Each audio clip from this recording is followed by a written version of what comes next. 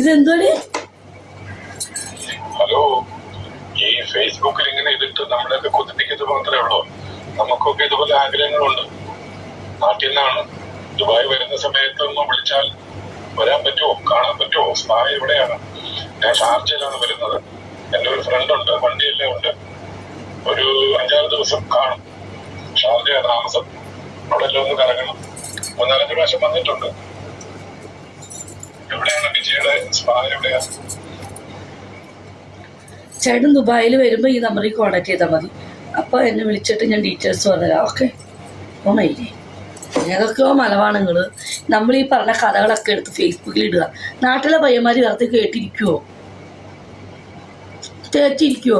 ഞാനിവിടെ തിരുസത്തിൻ്റെ കഥയും തിരുമുന്ന കഥയും അടിച്ചിട്ട് ഇങ്ങനെ ചെയ്യണം അങ്ങനെ ചെയ്യണം എന്നൊക്കെ പറയും.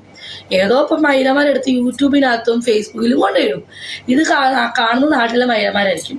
അവർക്കിത് കേൾക്കുമ്പോൾ ഒരു സുഖം, അപ്പോഴേക്ക് സാമാനം പൊന്തും.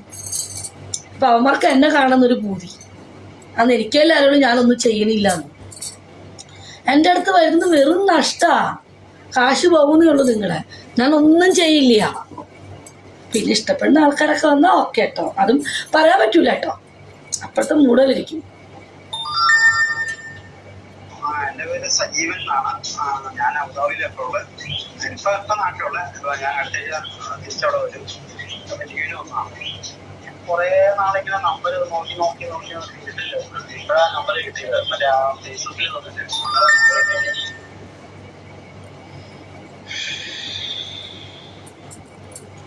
ഹായ് മേഡം, ഇയർ ரொம்ப ക്യൂവിന് ഇരിക്കും. ഞാനാണോ ക്യൂയിൻ? അടിപൊളി. ഗ്ലാമറൊക്കെ പോകാൻ. ഗ്ലാമർ പ്രായമായില്ലേ? ഗ്ലാമറിൽ എന്തിരിക്കണം മോനെ? മറ്റുള്ള പെണ്ണുങ്ങളെ പോലെ തൊലിവെളുപ്പുണ്ടായിട്ട് എന്താ കാര്യം? എനിക്ക് കുറച്ച് ഗ്ലാമർ കുറവാണ്, ഉള്ളതുകൊണ്ട് മതി. ഗ്ലാമർ ഇല്ലെങ്കിൽ എന്തായിട്ടാ? നല്ല മനസ്സില്ലേ? എല്ലാവരും സഹായിക്കാനും സ്നേഹിക്കാനുള്ള മനസ്സില്ലേ?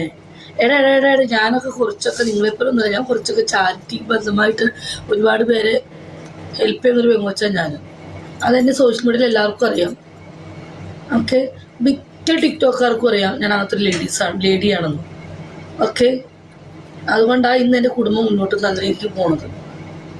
എന്നോട് പറ്റുന്ന പോലെയൊക്കെ ഞാൻ കുറച്ച് ഈ ചാരിറ്റിപരമായിട്ടും ഇങ്ങനൊരു പോകുന്ന ഒരാളാണ് ഞാൻ. അതെന്നെ അറിയുന്ന സോഷ്യൽ മീഡിയയിലെ പകുതി 3/4 പേർക്കും എല്ലാവർക്കും തന്നെ അറിയാം. മുടിയുണ്ടോ? എവിടെ മുടിയുണ്ടോന്ന്?